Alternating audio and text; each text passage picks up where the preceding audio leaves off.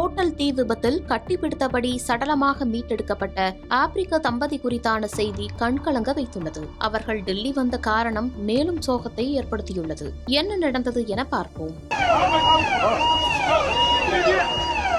டெல்லி மாளவியா நகர் பகுதியில் உள்ள ஹோட்டல் ஒன்றில் ஏற்பட்ட தீ விபத்தில் புகையின் தாக்கம் காரணமாக மூச்சு திணறி 21 பேர் உயிரிழந்தனர். இதனையடுத்து ஹோட்டல் உரிமையாளர் லவ்கேஷ் பஜாஜ் என்பவரை காவல்துறையினர் கைது செய்துள்ளனர். விசாரணையில் அவர் அளித்துள்ள அதிர்ச்சி வாக்குமூலத்தில், நான் காரில் கடந்து சென்றபோது ஹோட்டல் தீப்பற்றி எரிவதை கண்டேன். ஆனால் பயம் காரணமாக காரை நிறுத்தாமல் தப்பியோடிவிட்டேன். அன்று இரவு முழுவதும் வீட்டிற்கு செல்லாமல் நகரின் பல பகுதிகளில் சுற்றிக் கொண்டிருந்தேன் என கூறியுள்ளார். காவல்துறையினர் விசாரணையில் அந்த ஹோட்டலில் பல்வேறு சட்டவிரோத செயல்கள் நடந்துள்ளது தெரியவந்துள்ளது.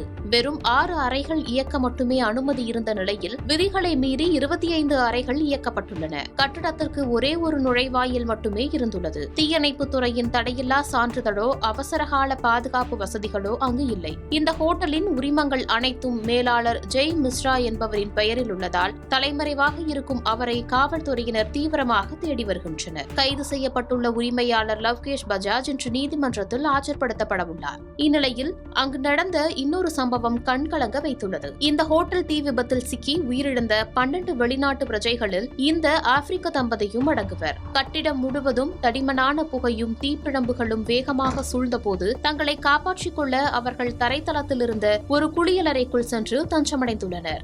எனினும் அங்கு ஏற்பட்ட கடுமையான கரும்புகை காரணமாக மூச்சு திணறி இறுதி மூச்சு வரை ஒருவரையொருவர் இறுக்கமாக கட்டிப்பிடித்தபடியே உயிரிழந்துள்ளனர். உள்ளூர் மக்கள் மற்றும் மருத்துவமனை ஊழியர்கள் அளித்த தகவலின்படி இந்த தம்பதி குழந்தை வேண்டி அருகில் உள்ள ஒரு தனியார் மருத்துவமனையில் IVF செயற்கை கருவூட்டல் சிகிச்சை பெற்று வந்துள்ளனர். இதற்காக அவர்கள் இந்த விடுதியில் தங்கியிருந்த போதுதான் இந்த கொடூர விபத்து இவர்களின் உயிரை பறித்துள்ளது.